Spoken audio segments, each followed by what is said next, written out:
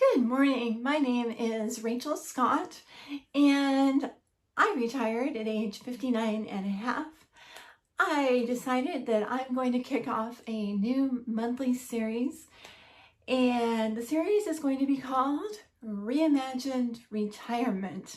And some of you know me from my creative writing channel, where I help people reimagine writing by breaking the rules and helping them find their voice. Write with Rachel. And it's been about 1 month since I retired, and I thought I would just share a fun recap of some of the things that I've done this month, some of the unexpected things, and some of the things I've realized, as well as some of the high points that I've experienced. So let's jump in and get started. One big realization that I had during retirement is how much of a toll commuting was taking on me, not just physically, but also emotionally and mentally. So I didn't realize how being in the car almost every day was really putting me on high alert. And I would be in the car and I'd be thinking, is that car going to hit me?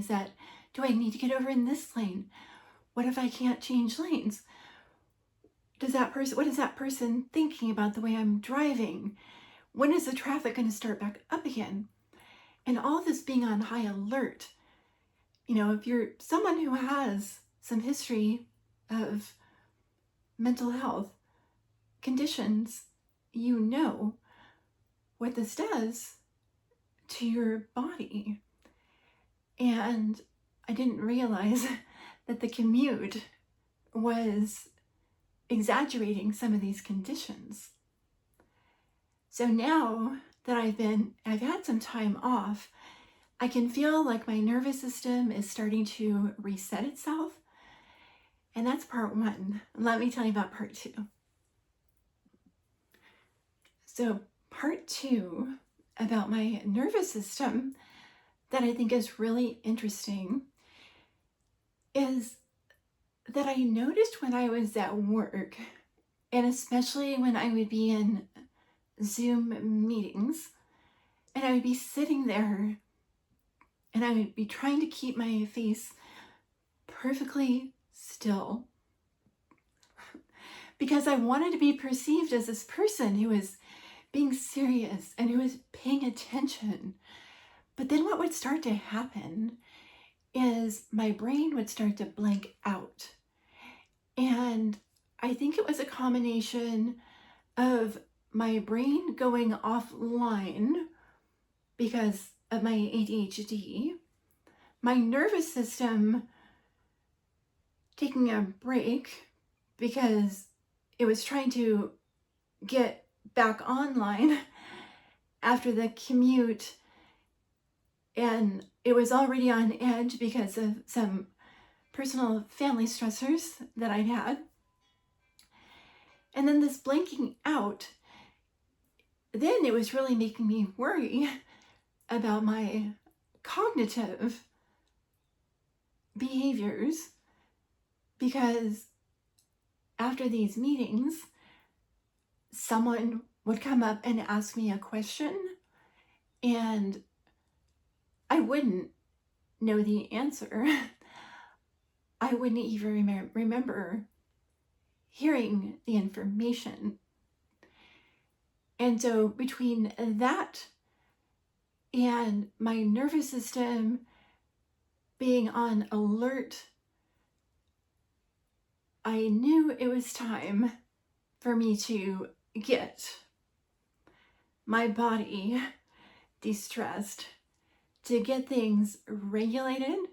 And it is amazing how much better I feel. I am coming back. I am coming back online. I am being animated in these videos on purpose. And the reason why is because I am letting go of that idea that I need to be perceived as this quiet, still, responsible, serious person. One of the most fun things that we did in June that I also consider a great creative outlet is we went to go see our favorite band. They're called Groove Therapy. They play songs from the 60s to the 90s. All their songs are very danceable. They play at venues, they have a dance floor. And the really fun thing is the crowd is usually between about 55 to 85 years old. And nobody really cares what you look like or how you're dancing or how you're moving your body. My husband and I love to get out there on the dance floor. We love to act out the moves, the words that we hear in the song. It is such a fun and creative way of self-expression. And I really must say, if anyone has ever told you you're too much, I say, get out on the dance floor. It's a great way to be dramatic, especially if you can find a group of people like we've found. They love being dramatic too. I mean, you should have seen all of us dancing to the car wash. It was fun. We were all making each other laugh. We were all trying to outdo each other, not in a bad way or a I'm better way, but like, who can do a better car wash? You know, it was fabulous. It was fantastic, and it was fun. Is there anything that surprised me during retirement? Well, one of the things that really surprised me is I thought everybody would be just happy for me. I received a note from one person who felt like I'd taken the easy way out by retiring. And this kind of took me aback to this person and to the people who think that I made a selfish decision. Well, yes, I probably did. So what's it been like not writing nonfiction every day?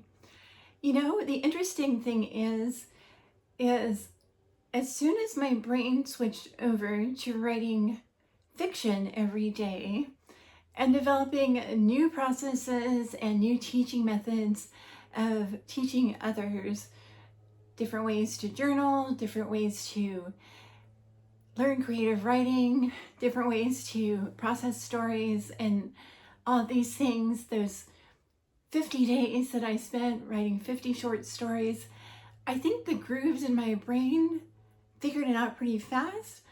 Well, we were writing nonfiction every day, and now it's time to switch, and now we're writing fiction every day.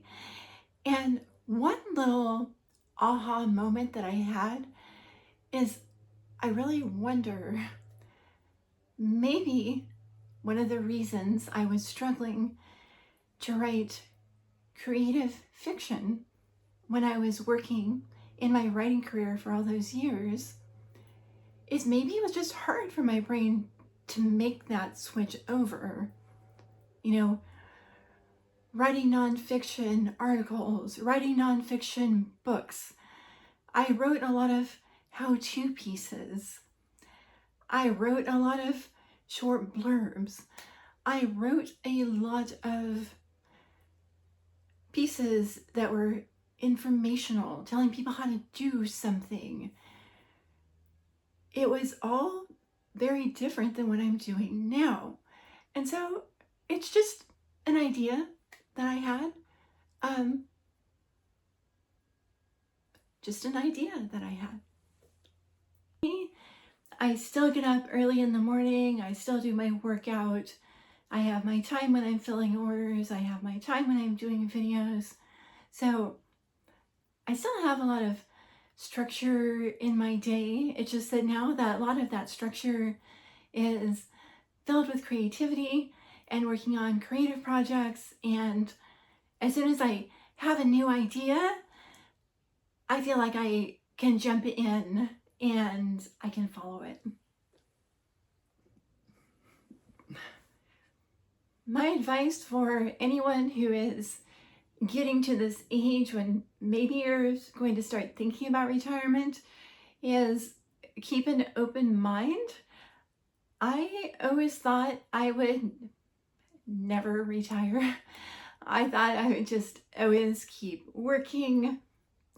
I always took great pride in the work that I was doing, and I really didn't even think about retiring until my daughter kind of brought it up in kind of a general conversation we were having after I got married. And after that, the seed kind of got planted.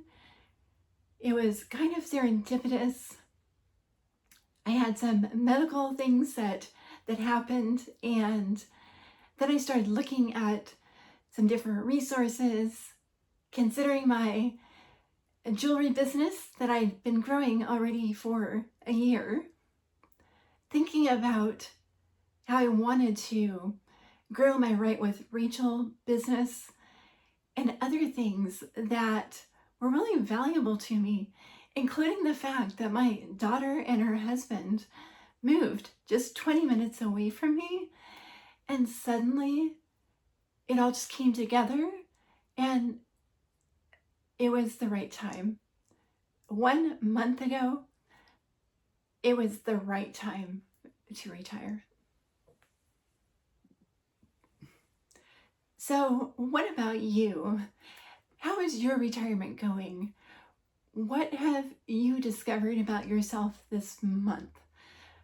What have the high points been? What is your schedule like? Is there anything surprising that's happening? What about you? What have you learned about yourself? What have the high points been? Do you have any advice for people? And do you have any advice for people who are newly retired? I'm looking forward to touching base with you again next month, and I look forward to seeing you again very soon.